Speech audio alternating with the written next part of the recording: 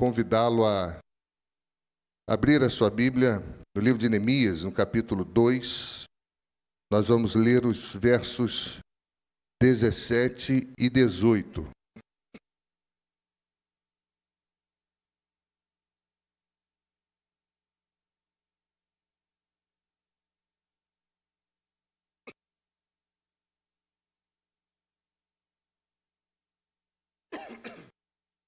Diz assim o texto bíblico: Então eu lhes disse: vocês estão vendo a miséria em que nós estamos? Jerusalém em ruínas e os seus portões destruídos pelo fogo. Venham, vamos reconstruir as muralhas de Jerusalém para nos livrarmos dessa vergonha. E lhes declarei como a boa mão do nosso Deus havia estado sobre mim, e também as palavras que o rei me havia falado. Então disseram: vamos nos preparar e começar a reconstrução. Então se prepararam para fazer esta boa obra. Reconstruir sempre será uma boa obra. Terminar as coisas que ficam pelo caminho sempre será uma boa obra. E se você perceber, muitas vezes nós começamos muito bem, mas quase sempre não terminamos as coisas. Se você perceber, algo se repete na nossa história, na história humana. Muitas vezes iniciamos com muito entusiasmo, mas nem sempre as coisas são concluídas com perseverança. É só demorar um pouquinho que nós pensamos em desistir, que nós começamos a colocar em xeque se é vontade de Deus, se não é. É só exigir um pouco mais de nós. É só nós nos depararmos com alguns obstáculos que sempre se apresentam. Nós vamos tendo dificuldades, meus irmãos, em perseverar. Projetos quase sempre iniciam cheios de expectativas. Sonhos nascem com muita força. Decisões são tomadas com convicção, mas o tempo passa. E surgem as lutas, surgem oposição, surgem cansaço. E aquilo, meu irmão, que começa forte, fica por terminar. Muitas vezes, a luta, ela mostra o verdadeiro sentido do nosso coração e a verdadeira inclinação do nosso coração a depender daquilo que fazemos por vontade de Deus ou por nossa própria vontade. E isso, exatamente isso, estava acontecendo aqui em Jerusalém. Você sabe que Neemias, ele está ouvindo a respeito do que estava acontecendo lá. Ele vivia bem, aparentemente, era copeiro do rei, escravo, mas vivia no palácio. Mas o povo que voltara do exílio babilônico como um todo, vivia de forma terrível, vivia na miséria. E nós sabemos que ele chega em um tempo em que o templo já havia sido reconstruído, o culto já havia sido restaurado, porque Neemias chega antes dele e resolve isso, mas os muros continuavam destruídos, continuavam em ruínas. E quase um século, meus irmãos, depois que eles retornaram da Babilônia, a cidade ainda continuava vulnerável. Veja bem, eles voltaram para casa, mas eles não fizeram tudo o que tinha que ser feito. Eles voltaram para casa, eles deixaram de viver sobre o peso da escravidão, Eles voltam rapidamente, constroem o templo, restabelecem culto, mas continuam vulneráveis. A cidade estava à sua própria sorte. A obra havia até iniciado, mas eles não conseguiram completar. E às vezes a nossa vida é assim. Nós começamos muita coisa, nós sonhamos com muita coisa, mas deixamos muita coisa por fazer, até que Deus levanta Neemias. Os seus irmãos, os seus amigos vão visitá-lo. E a história diz que ele ouve, ele pergunta como é que estavam as pessoas que tinham voltado do exílio, que moravam em Jerusalém. E ele ouve que estavam vivendo sob vergonha. Estavam vivendo com os muros em ruínas. Estavam vivendo vulneráveis. Estavam vivendo em cima de escombros. Eles cultuavam. Eles tinham o templo já erguido, mas eles não estavam percebendo que ainda existiam coisas por fazer. Neemias surge nesse contexto, e surge na história não para começar algo novo, ele surge para terminar aquilo que ficou inacabado. Deus sempre vai levantar alguém para nos estimular a ver o que nós deixamos de ver. Deus sempre vai levantar alguém a nos estimular a abrir os nossos olhos, porque nós só vamos concluir as coisas na nossa vida se nós vermos essas coisas. Se nós tivermos os olhos abertos para essas coisas. Seja na família, seja na igreja, seja no nosso próprio coração, porque nós nos acostumamos. Acostumamos com conforto para nós. Acostumamos com as coisas que aparentemente agradam o nosso coração e deixamos de pensar nos planos de Deus, nos sonhos de Deus, no que Deus deseja e no que Deus espera que nós façamos. E, meus irmãos, existiam brechas que precisavam ser fechadas.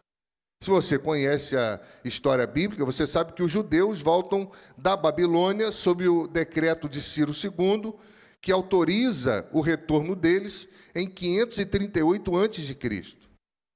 Em 516 a.C., sob a liderança de Zorobabel, o templo é reconstruído. Esdras, capítulo 6, relata isso. Esdras promove reforma espiritual, ensino da lei, restauração moral do povo, e antes que o povo restabelecesse todas as outras áreas, eles precisam reparar essas questões. Então a Bíblia mostra para nós que havia culto, havia altar, mas não havia proteção. E isso é muito perigoso, porque o templo já estava de pé há quase 70 anos. O templo foi reconstruído 22 anos após o retorno da Babilônia, em 516 a.C. Então eles voltam e eles vão cuidar de algumas coisas, até que 22 anos depois eles constroem o templo, eles reconstroem o templo que havia sido destruído. Mas em 445 a.C., Neemias vai reconstruir os muros da cidade. E isso precisa falar profundamente ao nosso coração. Sabe por quê? Porque os muros ficaram destruídos por 140 anos. De 586 a 445 a.C. Desde que o povo volta para a Babilônia, sabe o que a Bíblia diz? Que eles se esforçaram muito para construir o templo e depois pararam. Meus irmãos, desde que o povo voltou da Babilônia, os muros ficaram em ruínas por 93 anos. Então eles deixaram de ver coisas que eles tinham que fazer. Eles deixaram de perceber situações que eram importantes para o Senhor e acostumaram a viver sobre ruínas. Se você olhar a linha do tempo, Zorobabel reconstrói o templo. Esdras restaura a palavra, a vida espiritual, e Neemias reconstrói os muros. Cada um atua em uma dimensão diferente de restauração. Assim é a vida da igreja. Assim é o âmbito familiar. Assim é a vida de todo aquele que serve a Cristo. É por isso que cada tempo tem a sua importância. E todos os tempos a mesma importância aos olhos de Deus. Pode não ter a mesma importância aos olhos humanos, mas aos olhos de Deus tem. Porque cada um atua no mesmo projeto, em tempos diferentes, em épocas diferentes, mas sob a direção do Senhor. Altar e templo, lei e santidade, muros e organização. Então, Neemias ele é informado que as pessoas que haviam voltado do exílio, primeiro, viviam em grande miséria. Isso chama a atenção dele. E viviam sob humilhação. E a Bíblia diz que existia também uma causa. E as pessoas completam, dizendo, olha, as muralhas de Jerusalém continuam em ruínas. E as suas portas continuam queimadas pelo fogo. O que precisa ser reconstruído na sua vida, que está levando tempo? O que precisa ser refeito, retomado, que você se acostumou? Algumas coisas tentam explicar o porquê disso. Por que alguém leva 93 anos para fazer o que tinha que ser feito? Primeiro, por questões políticas. Você sabe que os persas, essa região do Irã, são os persas antigos. Você sabe que os persas, eles não queriam que eles se fortificassem para que eles pudessem ser mantidos sob cabresto e eles não viessem a se rebelar. Então, uma cidade fortificada era uma cidade segura. Então, aparentemente, eles continuaram assim porque cederam a questões políticas. Outra questão que a gente tenta pensar por que eles levaram tempo para fazer o que tinha que ser feito é por conta da vulnerabilidade econômica e social. A Bíblia diz que os judeus que voltaram da Babilônia eram muito pobres e eram muito poucos. E eles não tiveram forças para fazer. Eu não acredito muito, porque esses mesmos reconstruíram o templo. Outra questão que a gente pode conjecturar e tentar entender, por que eles ficaram 93 anos por fazer o que tinha que ser feito, é por desânimo mesmo, e por acomodação. Porque eles já tinham feito. Só que por algum momento eles acharam que aquilo era suficiente. Tinha culto, mas não tinha identidade. E a individualidade era muito grande, cada um estava olhando para o seu. E quando Neemias ouve essa notícia, sabe o que ele faz? A Bíblia diz que ele chora.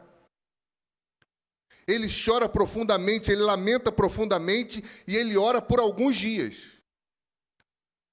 Porque não tem como você ouvir que pessoas vivem sob miséria e que as coisas de Deus continuam em ruínas e isso não doer mais no nosso coração.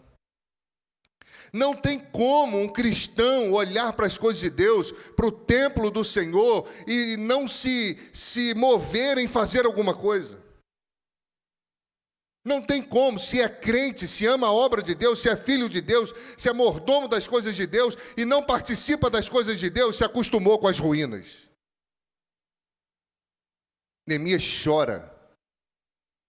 Tem gente que parou de chorar pela ruína familiar, pela ruína da relação entre pais e filhos, pela ruína do relacionamento conjugal, pelas ruínas que cercam o coração uma vida toda, parou de chorar, parou de lamentar, parou de buscar em Deus uma solução. Neemias chora, meu irmão, mas ele também ora, porque ele está diante de um problema espiritual e de um problema de identidade. Eles tinham perdido a identidade. Porque quando se sabe o que fazer e não se faz, peca-se. Quando se sabe o que fazer, passa-se por cima de ruínas e se acostuma com elas, é porque perdeu a visão. Ele ficou profundamente abalado, porque não é possível um povo que ora se acostumar a viver em ruínas. Não é possível um povo que adora a Deus se acostumar a viver sob escombros. Tinha culto, o templo estava de pé, mas não tinha proteção espiritual, eles estavam fragilizados. Havia adoração, irmãos, mas não tinha estrutura. Eles tinham fé, mas eles não tinham organização. E sabe o que Neemias faz? Ele pede a Deus, na sua oração, que dê a ele oportunidades de fazer alguma coisa. Ele fica profundamente incomodado. E esse deveria ser o incômodo de todo crente. Quando vê alguma coisa em ruínas, quando vê alguma família em ruínas, quando vê a casa de Deus em ruínas, quando vê a obra de Deus em ruínas, quando vê as pessoas longe do Senhor, quando vê as famílias se perdendo na prostituição, no vício, nas drogas, na bebida, essa deveria ser a nossa reação. Neemias junta todo mundo, e sabe o que ele diz? Vocês não estão vendo, não? Vocês não estão vendo a miséria que nós estamos? Ele estava na Pérsia, ele era copeiro do rei, ele não estava ali, mas o seu coração estava ali, aquele povo era o seu povo, aquela história era a sua história, e quando ele vai dizer ao povo, ele diz, nós estamos em ruínas, vocês não conseguem ver a miséria que vocês estão, vamos fazer alguma coisa, vamos reconstruir os muros. Mas ele vai além, ele diz, vamos reconstruir para nos livrarmos dessa vergonha. Há quanto tempo existem ruínas na sua vida e você vive sob vergonha e você não faz nada? Há quanto tempo, meus irmãos, as ruínas vão se apresentando à nossa vida, na nossa casa, no nosso ser, e nós simplesmente vamos passando de lado, vamos levantando o pé e vamos deixando de tomar decisões. Porque falta de muro era sinal de desgoverno. Falta de muro era sinal de que eles não estavam protegidos, de que não havia dignidade, de que não havia respeito. As nações olhavam para alguém assim e viam assim, essa cidade está destruída. Eles não têm nada. Eles são fracos, eles não se organizam, eles não amam a Deus como eles dizem que amam. Sem muro, Jerusalém parecia abandonada, fracassada. A cidade da aliança, a cidade do templo, a cidade das promessas de Deus. Quando os muros estavam destruídos, as nações zombavam. Ué, mas esse povo não é o povo do Deus Todo-Poderoso?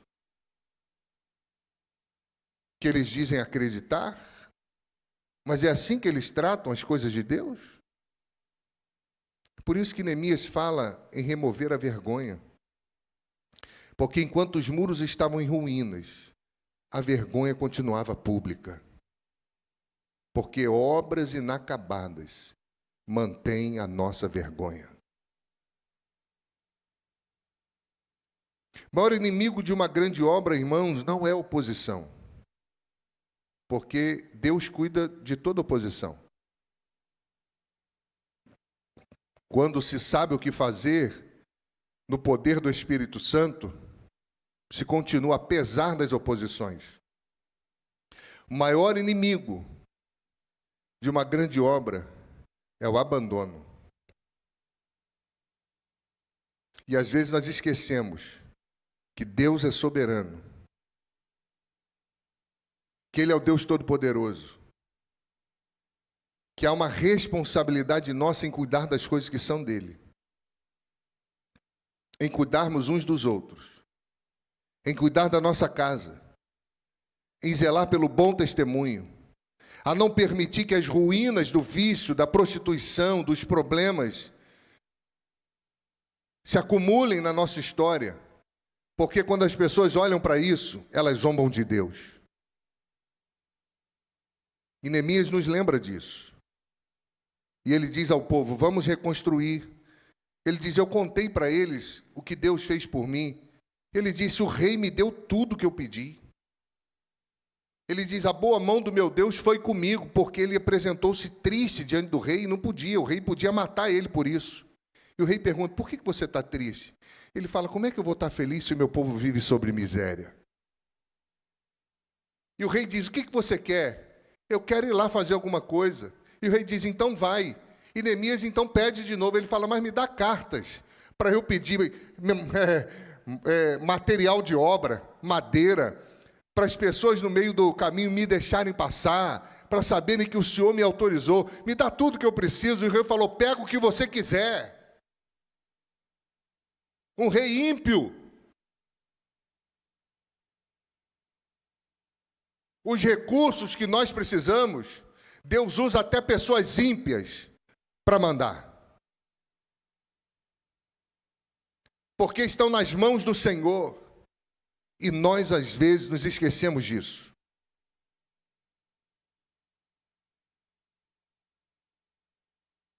Mesmo estando em um império pagão, Deus comove o coração do rei.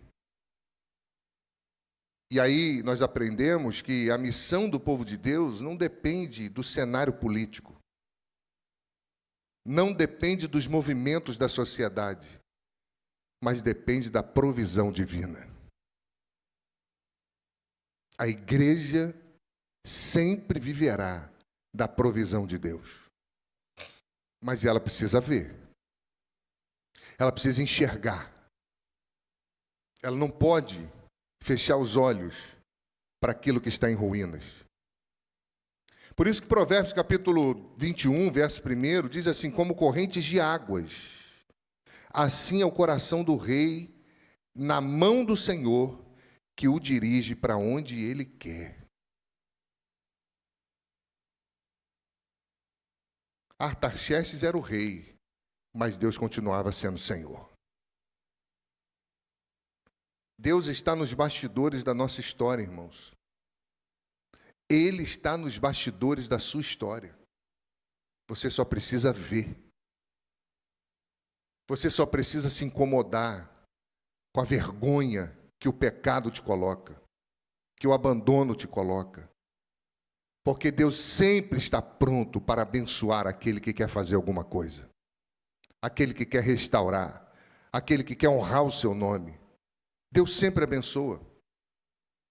E Neemias vai nos lembrar mais, meus irmãos, que unir joelhos dobrados com mãos que trabalham faz com que nós não deixemos nada para trás. Ele chorou, mas ele orou e ele chamou o povo para fazer alguma coisa. Vamos fazer alguma coisa, porque oração precede ação. Neemias capítulo 2, versículo 4, diz assim, então eu orei ao Deus dos céus. Nós precisamos aprender, irmãos, que espiritualidade e ação não são opostas. Elas precisam caminhar juntas. Mas a oração não substitui o planejamento, sustenta o nosso planejamento. O problema é que a gente passa uma vida toda orando e uma vida toda sem fazer nada. Sem agir. Desfrutando das ferramentas que Deus já disponibilizou para nós. Existe alguma coisa na sua vida que está em ruínas? Deus está te chamando para fazer alguma coisa?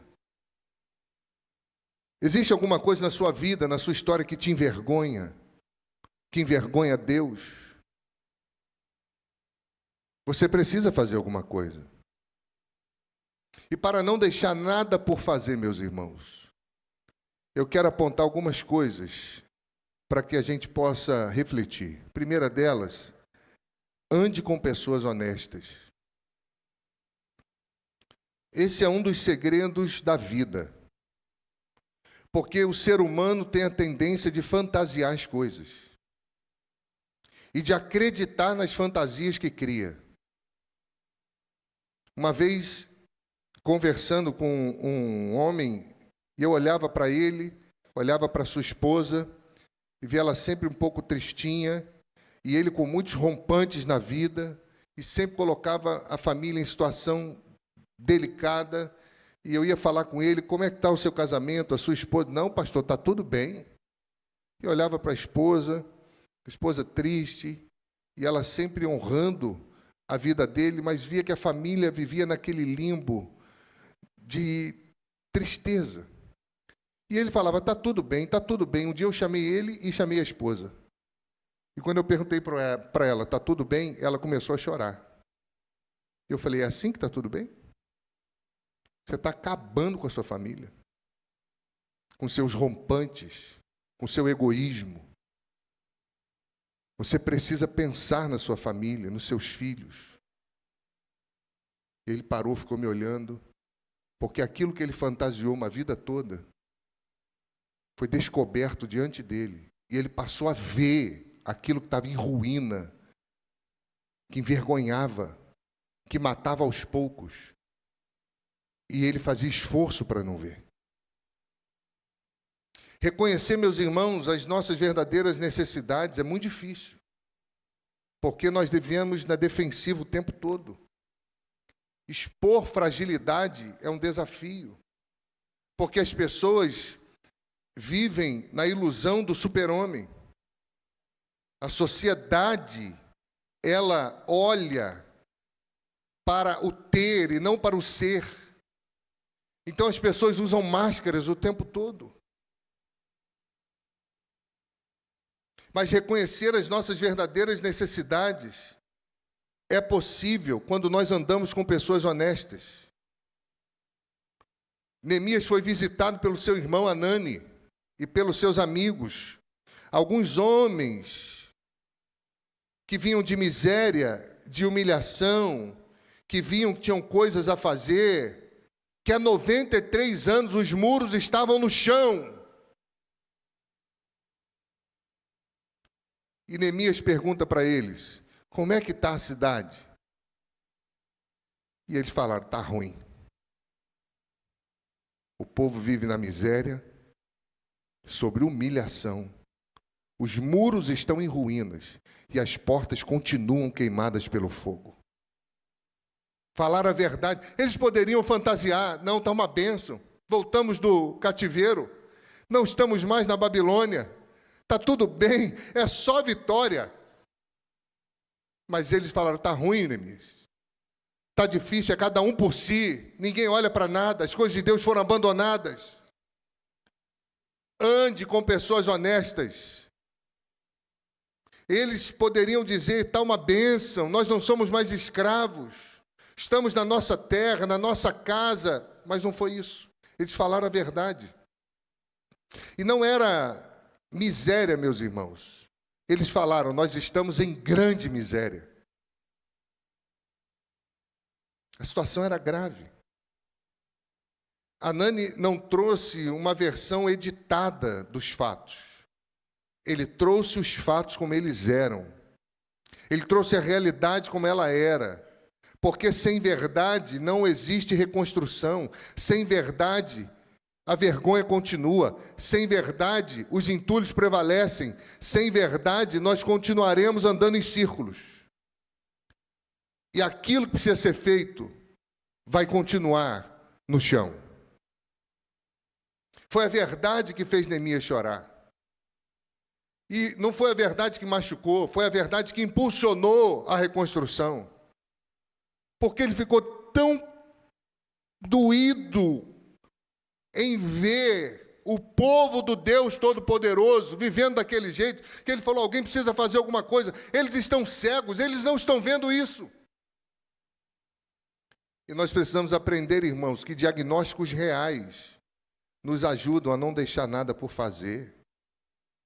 Ande com pessoas honestas, que falam a verdade, que amam, que não negociam a verdade e você vai ser impulsionado a ver as coisas como elas verdadeiramente são. A verdade fez Neemias chorar, mas também impulsionou a reconstrução. Pessoas honestas, meus irmãos, nem sempre são agentes de boas notícias. Pessoas honestas podem nem sempre ser agentes de boas notícias, mas sempre serão fonte de notícias verdadeiras. E é a verdade que nos faz reconhecer o nosso verdadeiro estado, porque quem ama não protege a nossa ilusão. Se você tem alguém que sempre fala que você é uma pessoa maravilhosa, sai fora, porque você não é.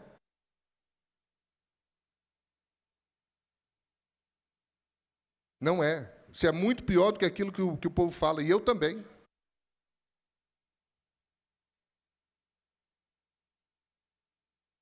Ande com pessoas honestas, porque de desonestidade o mundo está cheio.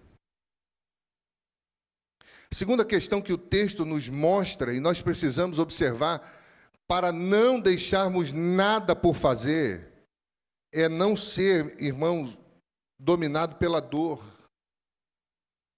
Neemias sentiu dor. Neemias, meus irmãos, chorou, ficou sem comer, o negócio pegou para ele. Ele diz, eu lamentei e chorei por alguns dias. Mas a dor não o paralisou. Tem gente que paralisa. Tem gente que, diante de uma notícia ruim, quer morrer. Não quer encarar, não quer enfrentar as lutas, os desafios. Não quer mudar a história. Ele sentiu dor, ele lamentou, mas a dor não dominou o coração dele, a mente dele, as emoções dele. E nós vemos que o seu lamento virou clamor e a sua dor o moveu a fazer alguma coisa. E a diferença da vida, irmãos, está em o que nós fazemos depois de chorar. A diferença da nossa vida está em o que nós fazemos depois que ficamos lamentando. Porque a dor, ela pode atravessar o nosso coração, mas ela não pode ocupar o trono da nossa fé. Não pode.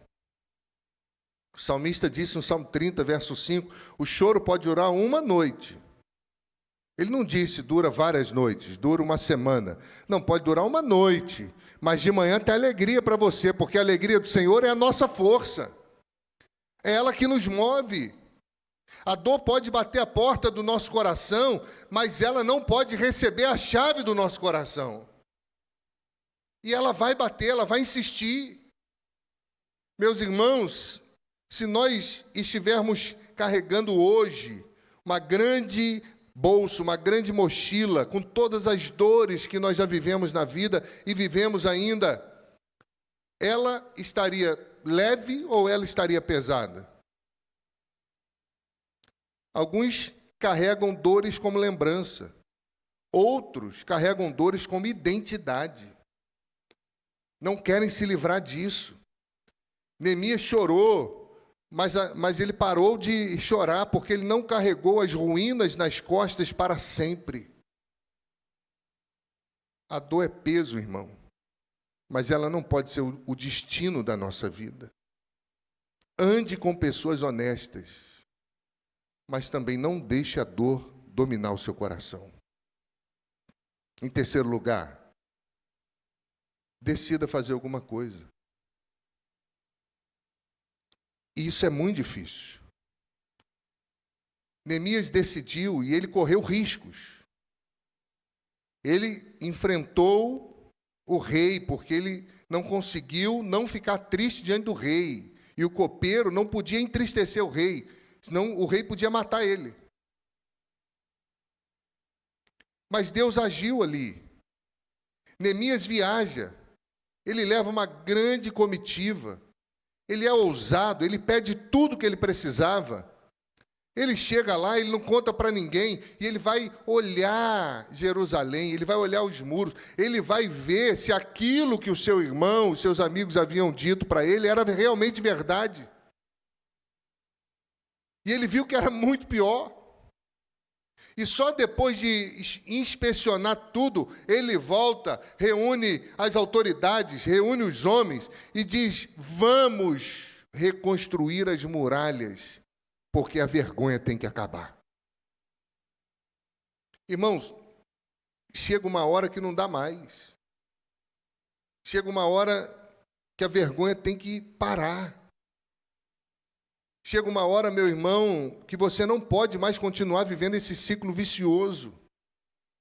Não pode mais continuar fazendo as escolhas que você faz e deixando de fazer aquilo que realmente precisa ser feito. E eu aprendo que quando eu decido fazer alguma coisa, outros decidem também. Porque Neemias, ele se levantou e outros se levantaram a fazer o mesmo. Disseram para ele: vamos reconstruir. Os mesmos que estavam há 93 anos sem fazer nada. Os mesmos que estavam há 93 anos vivendo sob escombros. Os mesmos que estavam há 93 anos sob vergonha. Agora, quando alguém se levanta, eles são impulsionados a também levantar. Muitas coisas acontecem, irmão, quando alguém tem coragem. Mas muitas coisas não acontecem porque as pessoas não aceitam o estado em que elas estão vivendo. Simplesmente, elas aceitam a vida como ela está. E Neemias confrontou, chamou o povo para acabar com aquilo. E disse: a mão de Deus está sobre nós, vamos fazer alguma coisa. Irmão, se a mão de Deus está sobre nós não precisamos de mais nada. Se a mão de Deus está sobre a igreja, está sobre o ministério, nós não precisamos de nada. Mas tem gente que continua escravo. Quantas coisas na nossa vida, meus irmãos, nós sabemos que precisam ser resolvidas, mas nós continuamos adiando. Pedido de perdão, por exemplo. Uma decisão espiritual que precisa ser tomada. Você precisa tomar uma decisão por Cristo. Você tem que batizar. Você tem que assumir um compromisso com a igreja. Você passa, às vezes, uma vida toda nesse limbo, achando que está meio salvo e meio perdido. Não, eu estou aqui no meio. Deus vai ter misericórdia. O ministério que Deus já colocou no seu coração e você não rompe. Uma área da sua vida que tem que ser reconstruída, que tem que ser refeita. Se nós queremos culto com as crianças, cultos com os jovens, se nós queremos servir a comunidade, nós precisamos reformar aquilo que está em ruínas. Perceba que o que mudou a história de Neemias não foi o choro, foi a decisão. Ele chorou, lamentou, mas também decidiu. Tem gente que tem muita dificuldade de decidir. Tiago capítulo 4, versículo 17 diz: portanto, aquele que sabe o que deve fazer e não faz, está pecando. E o mesmo Deus, meus irmãos, que nos revela as necessidades, é o Deus que espera de nós uma decisão. Deus nos dá visão, e Ele espera que nós venhamos a decidir a fazer alguma coisa. Deus mostra uma necessidade na sua casa, Ele está querendo que você saia do lugar e faça alguma coisa. Ele mostra uma necessidade na igreja, Ele mostra uma necessidade no seu trabalho, no seu empreendimento, na sua família. Deus está sempre mostrando, mas está sempre nos impulsionando a fazer. E com isso eu quero concluir, meu irmão, porque não deixar nada por fazer é um desafio. É um desafio na educação dos filhos. É um desafio no relacionamento pessoal e interpessoal. É um desafio na vida cristã. É um desafio na igreja. É um desafio nos empreendimentos. É um desafio. Mas há um caminho, meu irmão, que a Bíblia nos mostra. Nós precisamos de gente de verdade. De gente que não negocia a verdade. De gente que ama a Deus, mas também ama as coisas de Deus. Nós precisamos de pessoas que não se deixam dominar pelas dores, porque elas são muitas. Às vezes uma dor termina e 5 começam. A vida é uma guerra. Jesus falou: no mundo vocês vão ter aflição, mas tenham bom ânimo, não percam o coração. Não percam o seu coração, porque eu venci o mundo. Eu estou com vocês. O que Neemias está vivendo é aquilo que nós vivemos com Cristo. Neemias foi um intercessor. Cristo intercede por nós com gemidos inexprimíveis. E nós esquecemos disso. Mas por que eu fiquei lendo o texto e relendo o texto, e fiquei olhando o texto e falei: Senhor, às vezes as coisas passam desapercebidas. Por que o povo aceitou essa vergonha por 93 anos? De 140 anos, sem escravidão, por que eles acostumaram a viver 93 anos sob vergonha? E pior, aceitaram isso. É tempo de dizer basta para o pecado.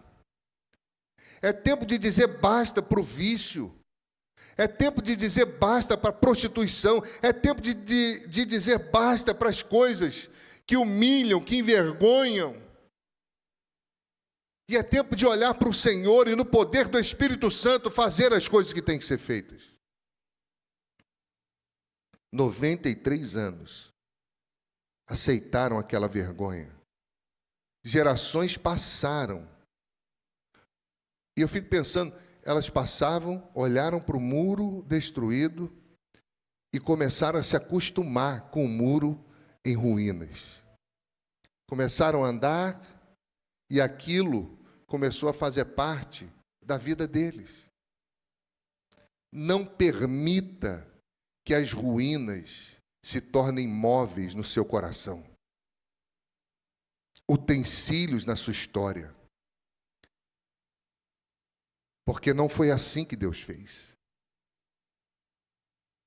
Até que alguém chegou e disse: chega, não dá mais, chega de miséria, chega de humilhação, chega de viver abaixo do propósito de Deus.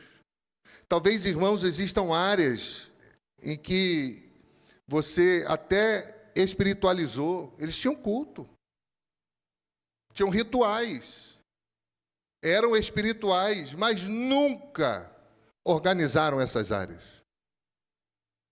E não é possível um crente governado pelo Espírito Santo viver em bagunça. Porque quando o Espírito Santo habita, ele arruma a casa toda. Quando o Espírito Santo assume o controle, quando Cristo assume o controle da nossa vida, não tem nada que fica bagunçado. Nada. Ele tira a poeira debaixo do móvel. Ele limpa tudo. Porque nós não precisamos mais viver escondendo nada. Porque Ele nos perdoa e nos lava com o seu sangue. E nenhuma acusação há para aqueles que estão em Cristo Jesus. Mas talvez existam coisas na sua vida, você até tem uma vida espiritual, mas tem coisas desorganizadas na sua vida. Você está namorando com o pecado.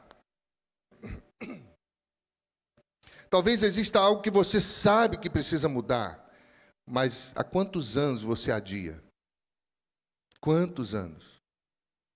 Eles fizeram isso há 93 anos. Mas a pergunta que fica é, se nós estamos vendo isso tudo, nós precisamos pensar, porque a pergunta não é se há ruínas, se tem problema.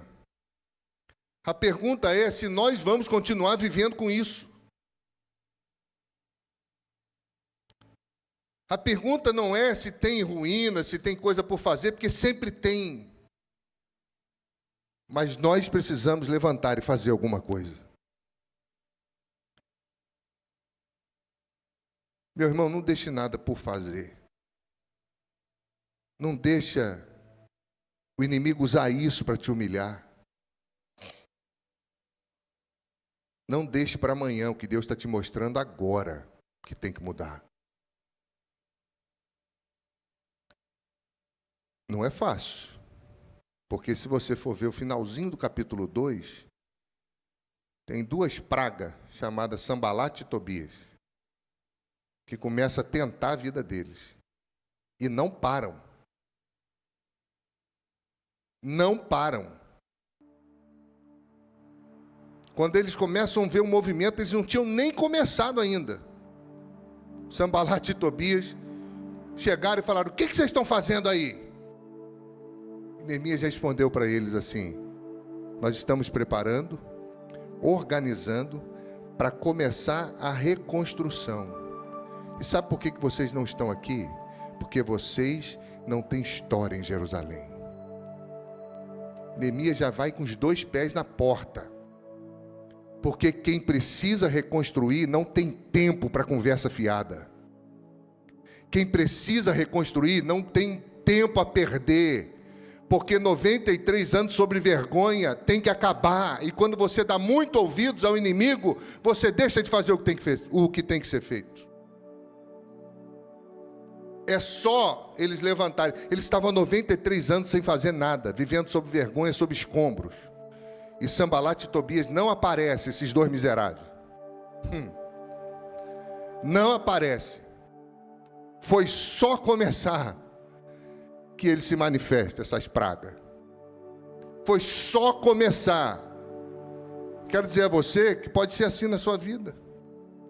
Você está lá e alguém um dia fez uma pergunta. Tinha um homem em cima do muro e de um lado está Cristo, os anjos, os profetas, dizendo: vem, vem, vem, vem. E do outro lado está o inimigo assim, ó, rindo, fazendo assim.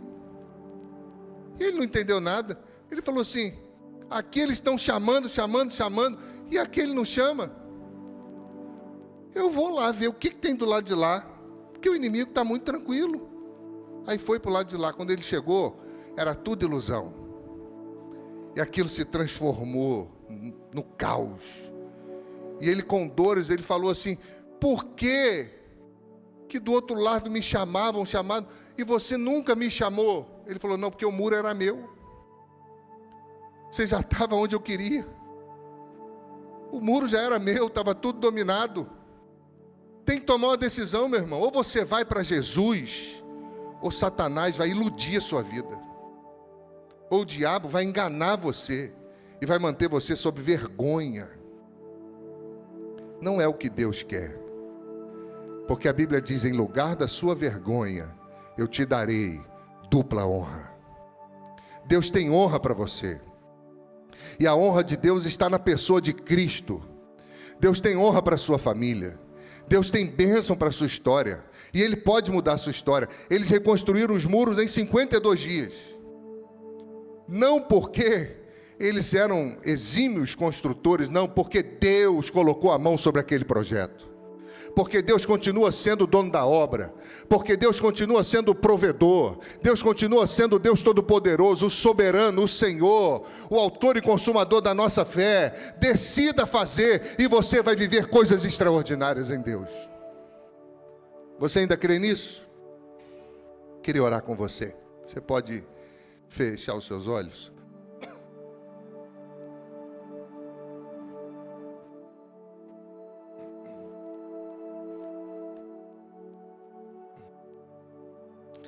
Deus, eu quero agradecer ao Senhor pela bênção que o Senhor nos dá da Tua palavra, Senhor. Agradecer ao Senhor pelo privilégio que nós temos de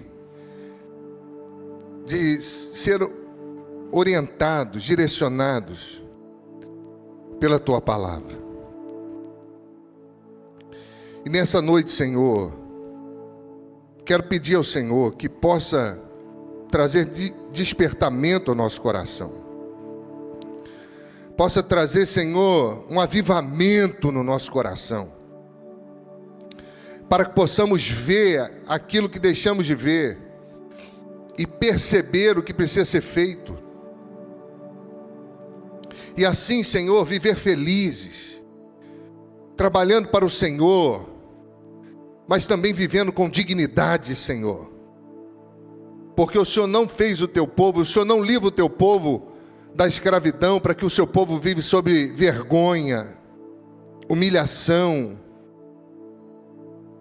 Dá-nos, ó Deus, o privilégio, Senhor, de desfrutarmos de tudo aquilo que o Senhor pode nos dar. Porque o Senhor governa todas as coisas. E o Senhor sempre está se movendo na história da nossa vida. Ajuda, Senhor, aqueles que precisam tomar uma decisão, aqueles que precisam, ó Deus, recomeçar. E fortalece aqueles que já estão fazendo, para que o nome de Jesus seja exaltado, para que a igreja avance e para que o seu povo não seja instrumento de vergonha, mas que as pessoas possam olhar para o seu povo e ver que o Deus do seu povo é o Deus Todo-Poderoso. Essa é a nossa oração, Senhor, em nome de Jesus. Amém e amém. Vamos cantar.